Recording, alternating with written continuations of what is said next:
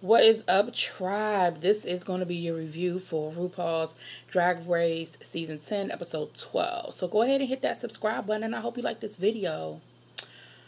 They really could have cut about 30 minutes of this episode out because it was a lot of filler, and I don't know why. Because you're down to 4 queens. Like at the beginning of the season, when the episodes are an hour and a half, I get it. You down to 4 queens. You could have made it 60 minutes. We'd have been good. But neither here nor there. There is no mini challenge this week. We go straight to the maxi challenge. And, the little, how they always have the little conversation after the elimination. And this week, it was sort of Asia kind of regretting that the last thing she said to Cracker was she doesn't see a superstar in her.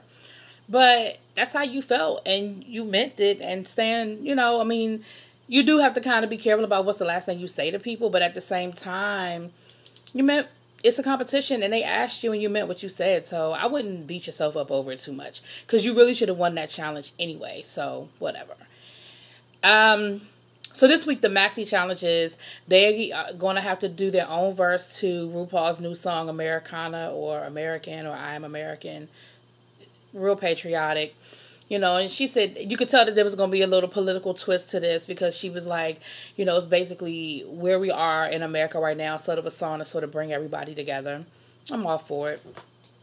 And so they also going to have to do choreography, and Todrick Hall is going to oversee the whole thing, the music piece of it and the choreography.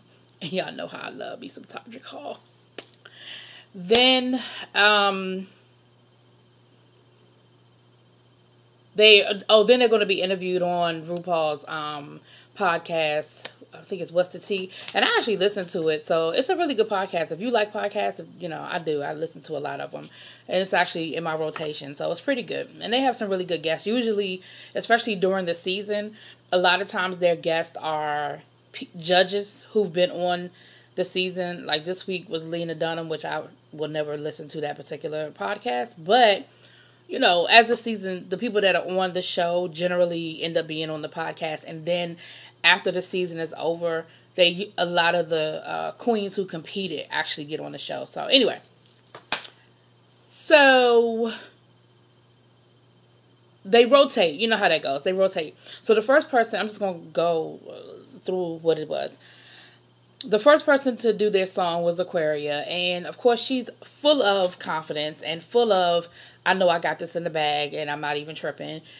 She struggled a little bit in the beginning, not really knowing her key and not really hearing her key when Todrick was telling her what her key was, but she stayed in it, and it seemed like she sort of kind of got it together towards the end. Asia was very nervous because she was like, she has no formal dance training, and the last challenge where she had to sing and dance was the shared challenge, which she totally bombed and almost went home on, and that was also the last time she worked with Todrick. So her thing was, I know my last/first impression that he had of me was not good, so I'm nervous about that. I'm also nervous about the fact that I can't sing and I'm not a trained dancer. But she went in and she did, again, she started off a little rough, but she took direction really well. Like at whatever he gave her, whatever coaching he gave her, she was able to do it, and she ended up doing pretty good, And that's what he said. He said, I know that this isn't your comfort zone, but you are taking direction really well. Cool. Cameron came in and slayed it. Again, started off a little slow, but slayed it. She's clearly the better singer out of the 4. And she did really well, and her verse was really good, too. I really liked her verse, even before the judges critiqued it and thought it was great. Then we have Eureka. Eureka decided she was going to rap, because y'all know Eureka always got to do something different, and Eureka always has to go against the grain. But that is why she is being so successful on this show, because she's not afraid to step outside of the box and push the limit.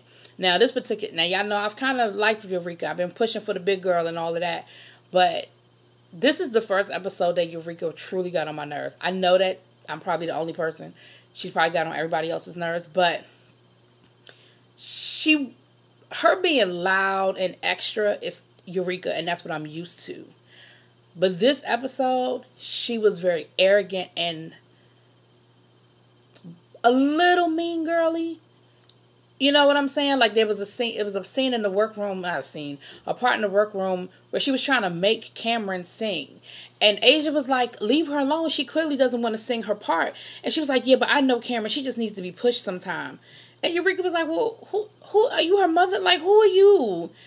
And she was doing that like the whole episode. Like I felt like she just has decided that she's in charge of the girls. You know. But anyway, again, she killed it. She came in, she did her rap, she killed it. And in the beginning, she was a little off tone, beat, but she got it. And in the interviews, I think all 4 of the interviews went really well. Aquaria, Rue kind of talked to her about, because she's so young, right? She's 21, which I was like, are you kidding me? And they asked her, when did you first hear about Drag Race? And she was like in the 7th grade. Oh my God. 7th grade, are you kidding me? Like, for real. But she's 21, right? It's the 10th year of Drag Race. But she was just saying how, she's just always been extra and always kind of knew who she was, knew that she was gay. And graduated from high school, went straight to New York, went to the Fashion Institute, kind of dropped out, started doing drag, boom. Then we see Asia, and Rue talked to her about losing her parents, and both of her parents. When they talked about it earlier in the season, I thought maybe they were in a car accident or something, because to lose both of your parents so young within the same year, that's a lot, But she lost her parents, I think, like 6 months apart. She lost her parents in the same year when she was 27. She's now 35, and she said that just really made her grow the fuck up. You know what I mean? Like, she was like emotionally and financially. It just made me realize I don't have anybody relying but myself. Now, I know that she lived with, they said that earlier on, in one of the earlier episodes, they said she lived with her aunts. So that's why I thought her parents had died when she was a lot younger. But at 27, I don't know when she lived with her aunts. I don't know the circumstances surrounding that, but neither here nor there. But she also said that also made her value all forms of family, whether it be her drag family, an extended family, her circle of friends family. It made her really value it. The other thing she said, and it's funny because I said it in my review, Rue asked her what was her defining moment of this season, what was like the aha moment for her. And she said it was in the workroom, and I wish I could remember the challenge. I think it was after the share. I think it was after the share challenge when she almost went home. Whatever challenge was after the share challenge. Rue was going through her workroom and talking to everybody. And Rue said to her, remember who you are. You are a star. And she started crying. I remember Asia started crying. And I remember saying it in my review, saying that was it. Like, I saw it click in Asia's eyes. Like, I saw it.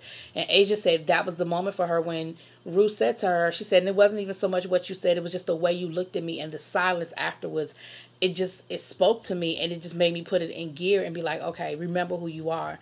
And she said, that she doesn't have any tattoos or piercings or anything, but that's the only thing that she has ever envisioned that she would want permanently on her body.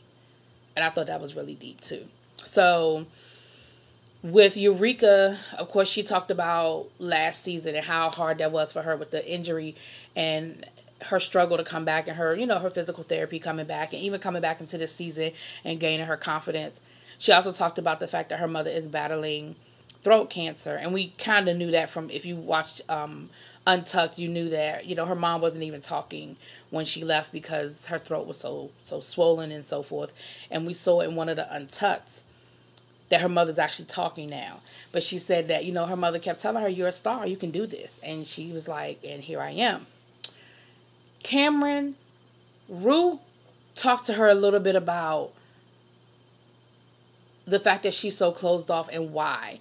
And Cameron, of course, explained about her father and so forth. And then she went on to talk about, Rue went on to say, but that's like what you're giving me right now is what we were looking for last week. And she was saying how hard it was to hear her own voice critique herself, because that was part of the challenge where they had to do a voiceover. And she was saying that's just really hard for her. But they were saying, look, this is what we wanted. This is what we were looking for, you know. So then we see them in the workroom getting this stuff together, and I already kind of told you what happened with Eureka just getting on everybody's nerves and being a little bullyish almost, you know. But I think there was just a level of confidence there that, like I said, confident is one thing, but when it borderlines into arrogance, that's where it gets tricky. The choreography. Y'all know Todrick. Y'all know he gonna bring it. And he even told them, he was like, this is probably one of the hardest choreographies I've put together because y'all keep raising the bar and I have to keep giving it to you. Asia and Aquaria were getting it. And Asia, you could see the determination in Asia's face, like, last time you got me with this damn choreography, but this time, bitch, I'm here. And Todrick even said that. He was like, you came to play. Like, you came to slay. Play, slay, whatever.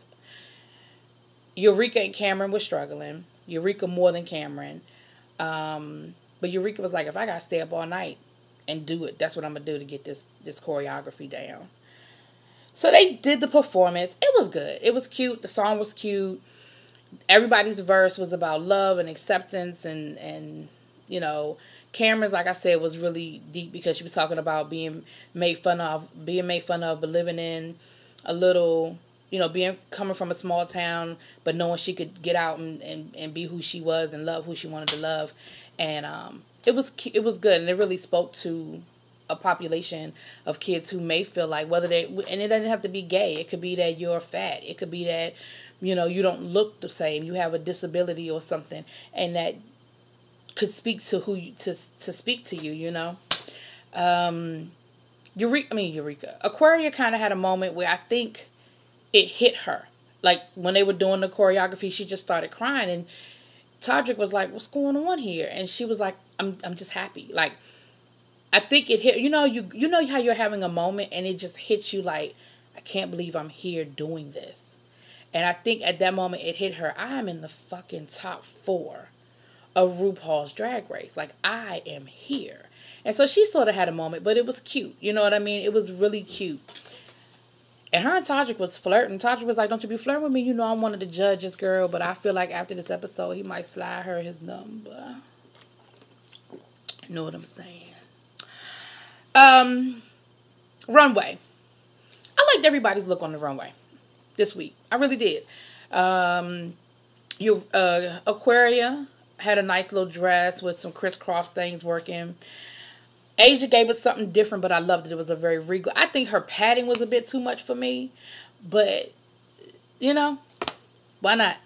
But the dress was beautiful. It was like a Tiffany blue with gold trim, and she had a jewel in her beard right here, and she looked beautiful. I loved her look. You know, I loved her look. Cameron had on a sheer lavender dress and, you know, gown. Was really, I thought it was pretty. And Eureka, I liked Eureka's dress. It was cute. It was a dress, but it had Eureka on the front with the definition, and then on the back it had, you know, another definition, and, you know, and that was cute. I know she was trying to be campy and all that, but I wasn't crazy about her headpiece. She had like the light bulb, because that's what Thomas Edison said when he discovered the, you know, when he got the light bulb to work. He said, Eureka, I got the reference because I'm a history teacher. I don't know if most people would get that reference, so it was kind of like, right? But I liked it. So I liked all 4 looks. Because it's the final 4, the judges did not really give any negative critiques. They did the whole, you've come a long way this season, we've seen the growth, blah, blah, blah, right? Then they did that whole, why should you be the next drag superstar? Of course, they go down the line, and everybody has something great to say. Asia was good, but Asia's a pageant queen, you know, so her answer actually was my favorite answer, but you're used to that question, you know, you're a pageant queen, you know how to do it. The critiques after they went backstage, again, was just kind of, nobody really had a lot of negative to say. I didn't hear it, even Michelle Visage, you know, they were talking about the competitions that were won. Now, the one thing they did say, which told me they were kind of tilting towards Aquaria, was that she's never been in the bottom all season. Now, for the people like my girl Jimmy Pink and my Maddie Rants and some other, they kind of think that the scales are a little tipped for Eureka to win, or at least be in the top 2. That could be why she's never been in the bottom. I don't know, because there are a couple of times I felt like she should have been in the bottom. Definitely that age one where she was supposed to see herself as an older version, and she didn't look like an older version, even at 21. You know what I mean? But neither here nor there. They bring them all back out, and Ru tells all of them to lip sync, right? So all 4 of them are out there lip syncing. None of them impressed me, to be honest. I will say this, I ain't seen a whole lot of death drops and splits and stuff either. So, I don't know if they told them not to do it, or if they just were, like, tired of doing them. I mean, I saw, you know what I mean? But they weren't all flipping all over the stage, and, like, you know, they were keeping it real classy. Maybe because of the gown. Maybe they couldn't do but so much because of the gown, because they had on those gowns. But again, I wasn't impressed with none of them. And I was really worried about Asia going home, because I was just like, you know what I mean? I felt like she might have been on the borderline. Ru gets to the end, and Ru says, Shantae, you all stay. Everybody's going to the final.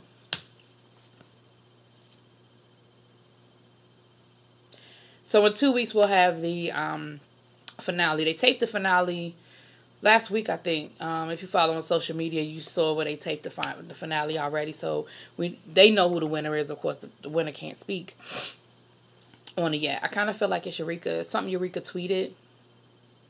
She didn't say she won or anything like that, but I can't remember exactly what she said. But the way she worded her tweet made me think, But anyway, so we will see in 2 weeks, because next week they're going to do the reunion show, which I may or may not review. It depends on how shady it gets. I'm just going to be real about you. If it's real vanilla and they ain't talking about nothing, then I probably ain't going to review it. But if it gets a little shady and they spilling some tea, I might bring it to y'all. With that being said, hope you like this review. Drop it in them comments. Let me know what y'all thought about this episode. It ain't really give me a lot, but it is what it is. It was the last 4. It was the final 4, and I just don't feel... I like the choreography and the performance, but the rest of the episode, like I said, they really could have cut out a lot of what they did. Anyway, I will talk to y'all later. Peace.